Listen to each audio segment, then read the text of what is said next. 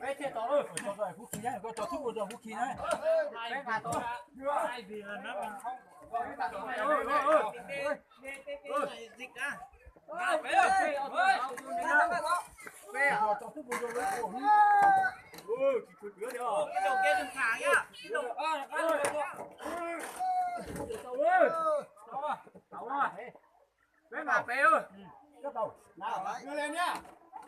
Ai đó. Ô cái tàu một cái tàu đó, cái tàu đó.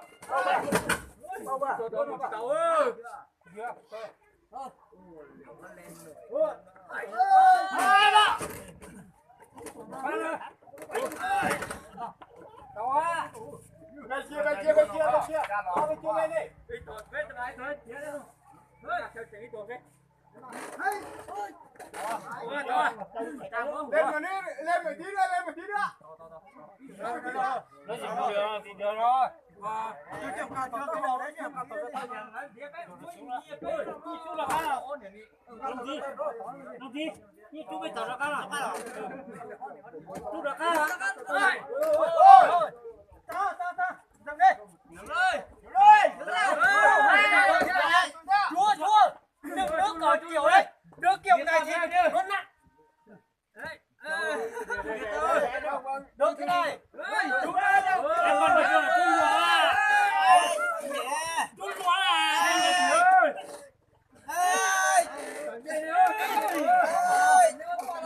Các bạn là cái câu à cho con nhỉ nó ra gặp phải rồi. Muốn cả cái ra đấy. Ơi.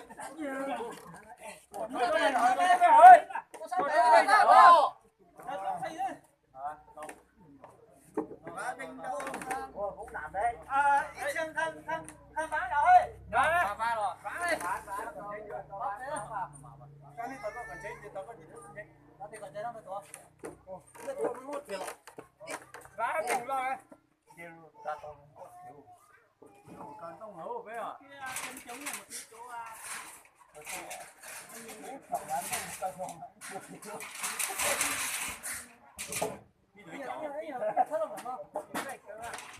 tôi chậu ơi, nó tên đi.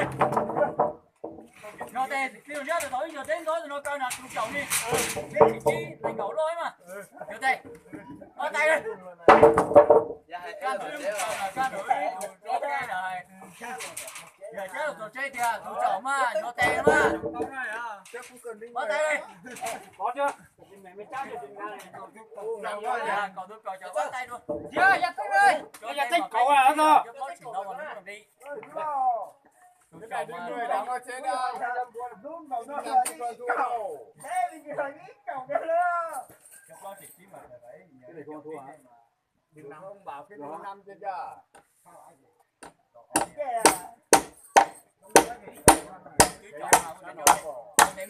Con đen thì cho đua thì mà thôi.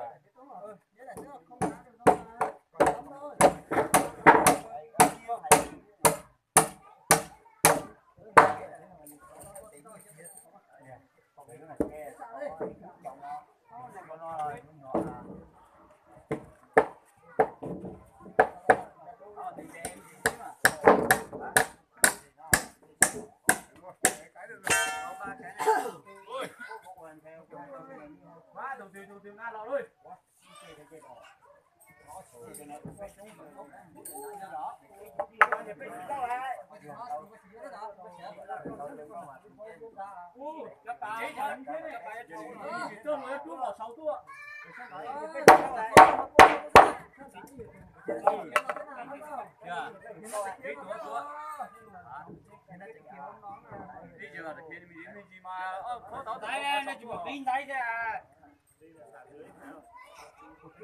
Ý gì vậy? Ý gì to?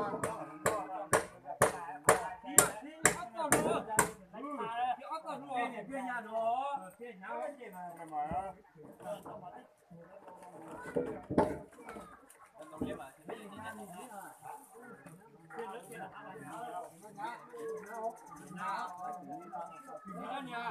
Con nhé đâu. Nhắm mình nhắm đi. Con sữa.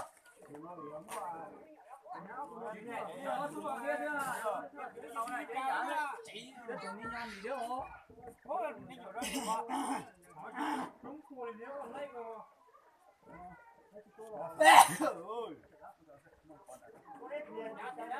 Phải còn nghe mua đi nó mà con thỏ nó sẽ nhớ số mà cho qua cho chỉ cho nhớ nhớ có chỉ khó nhớ có chỉ khó rồi nó là chỉ có đường nhá chứ cái ba là luôn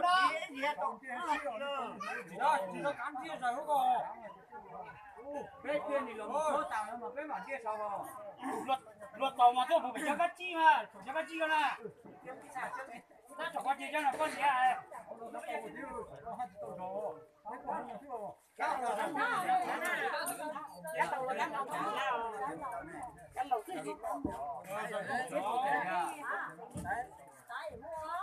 một thiên đấy à cái ó liền đấy thì luôn lọt đó cái này à bây giờ về vào cái này nó đổ đấy kéo là về rồi về vào cái này đổ đấy đấy đừng có mà chơi nhá đây tôi thích như thế đâu còn thì cấp chút luôn rồi hả chơi chế cái nhỏ này có cái gì có chứ mà tôi cậu niệm mơ nó cái nó cái nó gì tôi sụp chút chế à ô là phát video trực tiếp à ôi nhá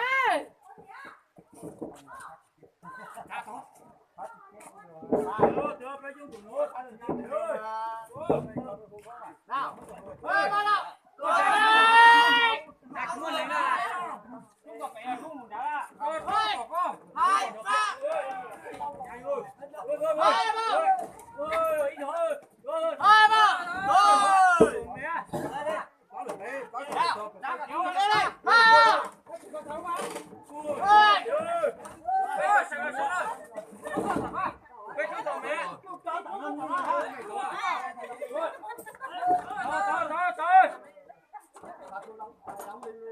mình ha cho mình chụp cho tặng ha cái kia tiêu hủ là ôi tao à cái bỏ ra luôn à rồi cái này chỉ cần có cái rồi coi nghe còn chi số tôi nào còn chi số tôi cho nó cái này cái bạn nó còn nói gì một xíu rồi các bạn còn á cái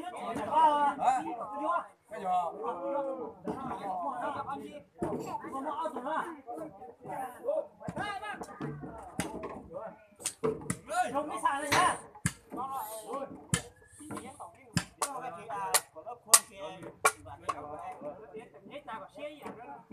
ơi sang người đấy để cho nó nhiều đây sao đây chỉ có chỗ thôi gì ơi ơi chỗ nó nào còn nào chỗ nó trẻ ơi rồi lên đi lên ba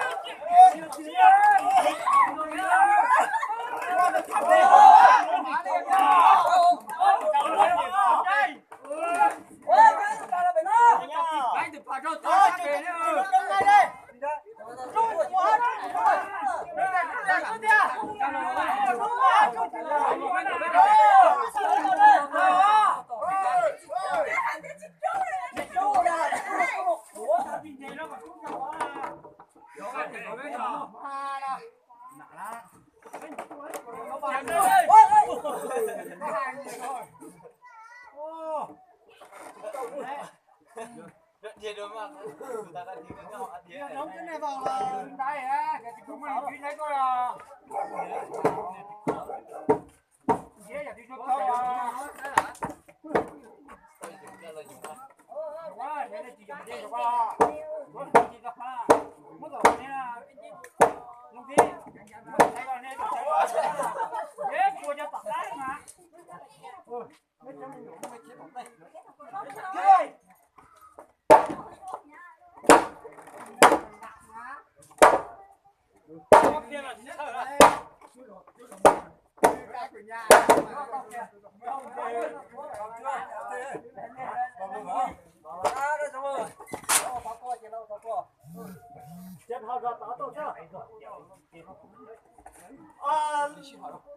ít người thì lát từ một bên kia sang đi.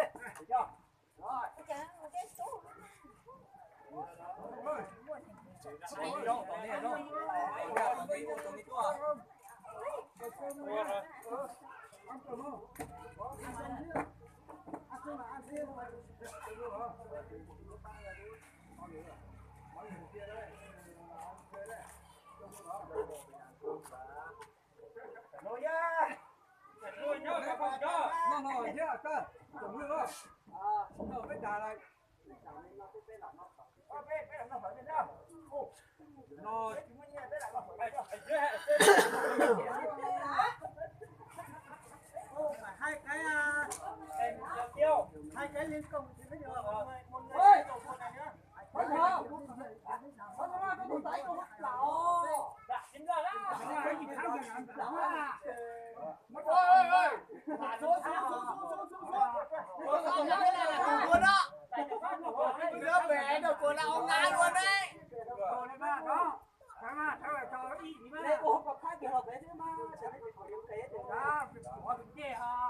Cái này bẻ được còn là ông mẹ đi.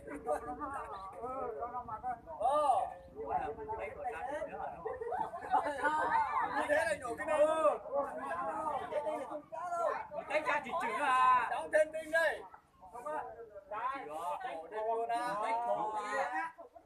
Hai cây này đi. Thế này thì nếu cấy được, cấy đâu cấy thì mất cái này cấy mẹ đâu mà.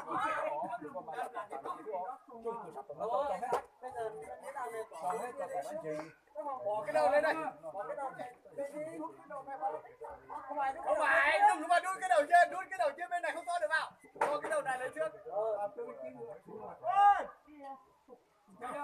Tia tôi này đâu nè.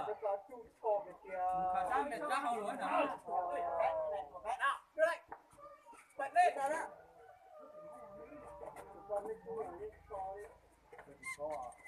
Cái thằng này là bên dưới hay bên trên? Sao cô cho cái nào bên trên trước? Một thằng ở dưới bên dưới.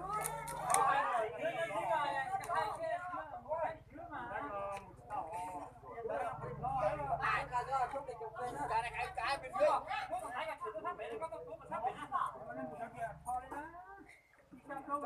Cho một cái sang bên này đi, để bên này đúng.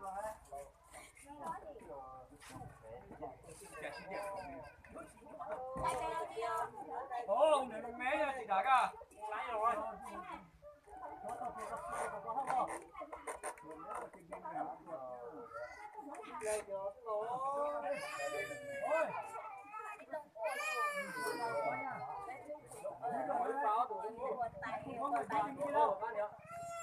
Nào. Thế là con tại đó tôi làm con nó.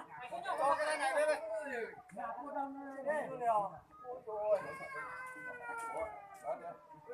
Cái nào chứ bò? Nó mà lâu thế. Ôi, cũng bạc quá rồi anh ơi. Dám cái gì? Dám cứu rồi thì sáng nó lại Quá rồi. Không phải á. để đâu đi.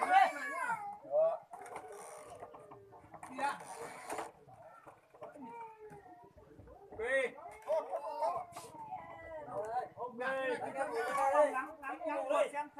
Đóng ở dưới chân cột vào một tí đi. Đúng không? Trên cổ đi. Ơi, con lên đây đi. Ơi, em quê. Để cái hàng này xuống. Để cái đầu cung ở bên này vào. Để đầu cung đây. Lấy cái gì để đầu cung đây vào. Lấy cái dây này cụp cái sàn lên đi. Thất tỏng ha. Lấy chú ông có thể có một gió.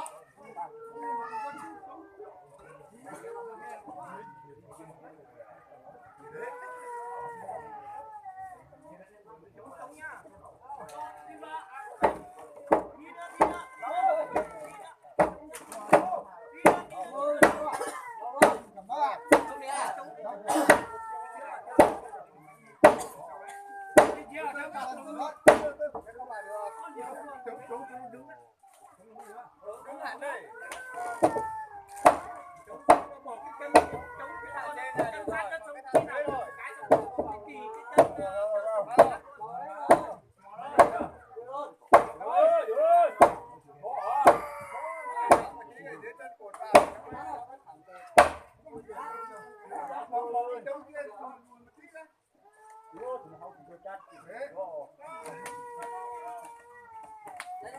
Dây đừng nói đến đua thôi.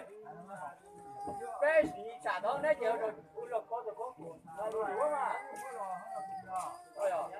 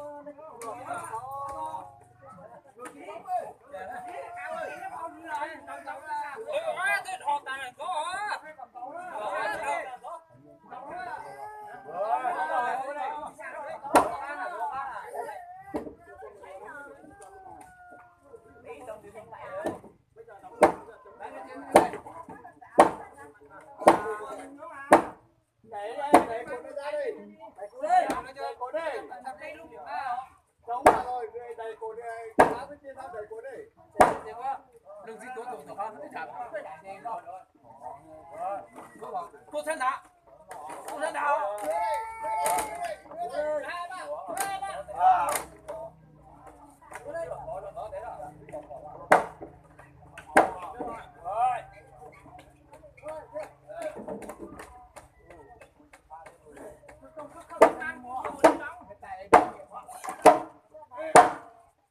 Dây tiền cửa tôi cũng cho thò cái đó này đó là.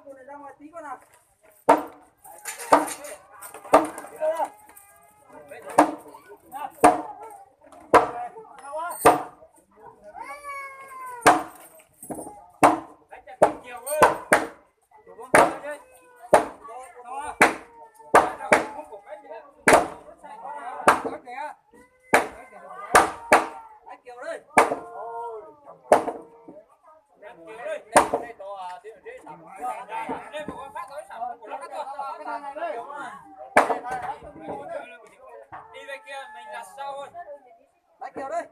Này phải nhất là món hổ. Phát cả bọn em cũng không. Xéo à? Sai. Hết thì sai. Cái đó là coi như tụi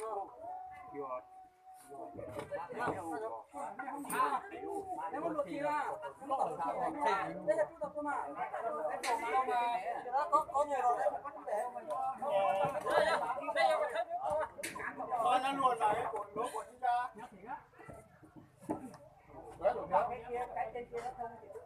Vừa có là bay rồi đấy.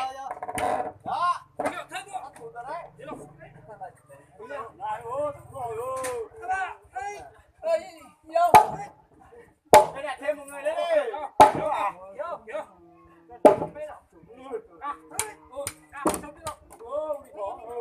Con đi chọc vào não đi thôi mà. Con đi chọc vào não. Đây ra đây. Đó đi rồi con đi nó là mò. Lấy đồ đi mà cái gì? Đây nó ra đây chưa? Được chưa? Chưa rồi. Nữa đây. Rồi. Để ra thôi. Tao không thể ra. Cháu này xuống lại nó xuống. Thảo còn lúc rồi đây sáng. Thảo còn nói kia không xuống là thả ở đâu?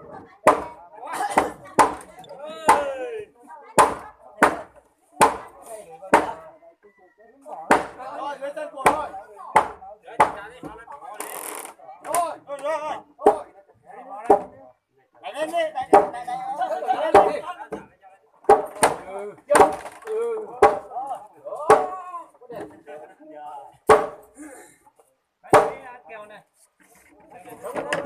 Kiều sao kia làm đi. Đây không không dám đóng cái này đâu. Một tao tắt. Đánh cho bố phát đi. Cho ba chục đấy, một tí bên gì đấy. Bắt đầu tí nhá.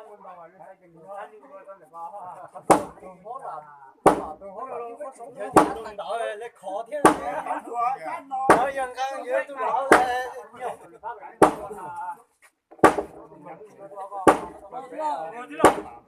nó chúng ta thang cái là tí vào tổng khí tao này ép vào tổng khí tao hết rồi rồi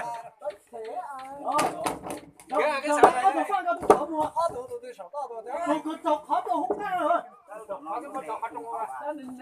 我考见他呢那没得白打吧你老是啥你老什么嘛我多少红鸡那么少的一种kéo có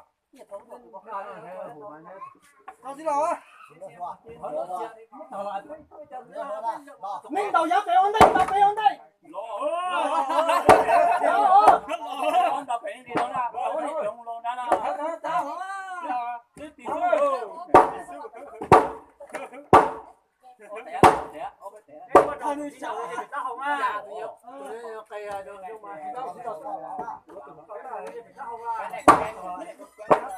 nhưng mà nó ra mà nó cũng nó mềm mà cái nào ở dưới kia nó trống rồi trống phải thôi nhảy mà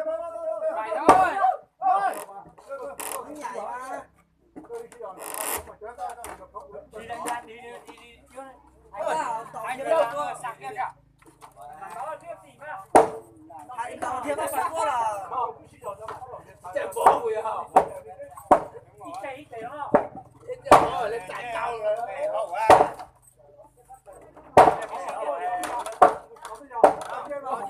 cái anh này nó có chơi tiền thằng đó ấy tiền nó tiếc thằng nên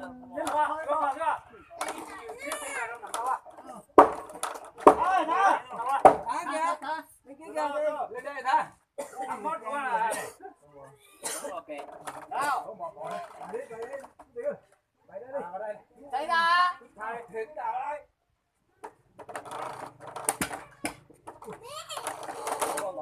ôi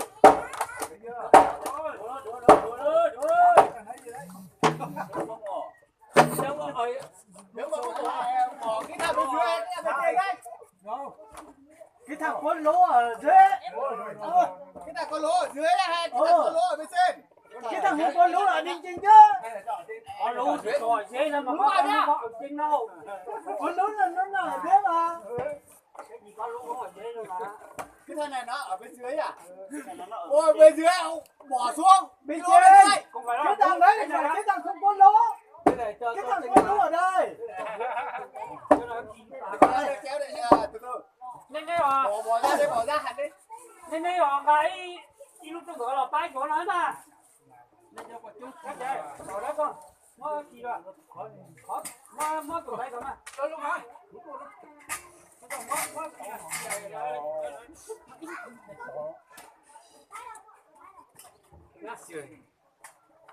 Đây.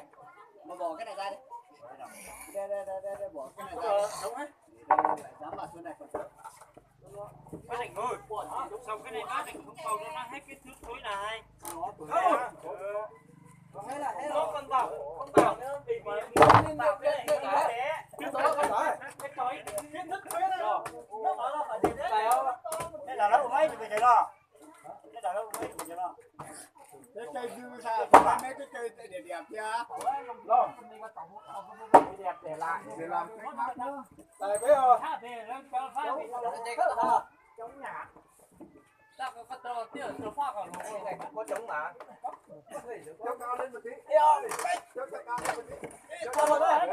không có đến sau này hai rồi ạ ôi là chồng à cho luôn đây sắp bị các con nghề ai chồng à thôi sửa tàu đó chứ ở đây thì nó chạy Này nhưng mà nhìn cháu mà đời nhưng mà để không cẩn thận nhé, có tiền lại đi hậu à chúng có chim của ông ta đó.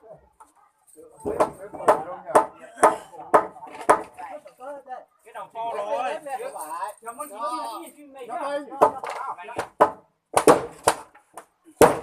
không chưa? Bỏ chai còn nè, kéo đó nè. Chui vào. Tạt lên à? Tạt lên à? Rồi, mày đi. Đúng rồi, đúng rồi. Nó phước. Lại. Đưa kẹo trái đi. Đúng rồi. Cho lên kẹo trái đi. Chịu cá đâu. Không rồi. Không.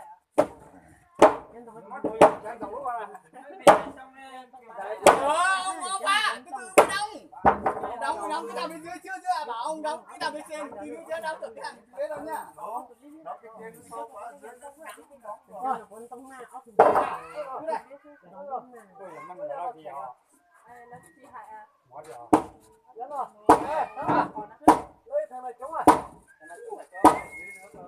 Bên kia đi, bên này không à, đóng đi.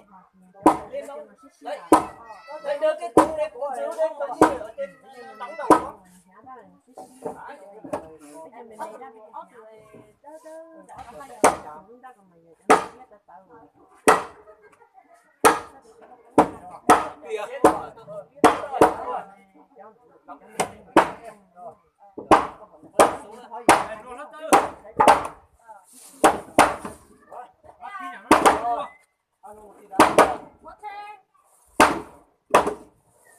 Ai giờ chỉ đặt một quả à? Đấy giờ ông này bước qua luôn mà nó thả phát đúc vào đầu luôn đấy. Có cái trò lâu nó bỏ là tôi nghĩ ha. Rồi giờ cái này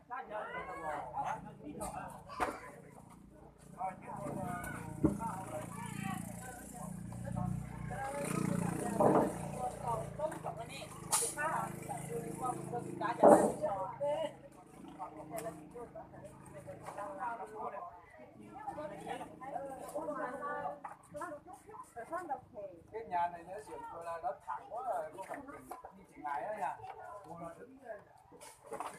cái dây này buồn quá. Cái này người ta Ném kéo sang ra đằng sau Cái kia này này. mà thẳng rồi bây giờ cái đặt đi theo cái này nó mới thẳng.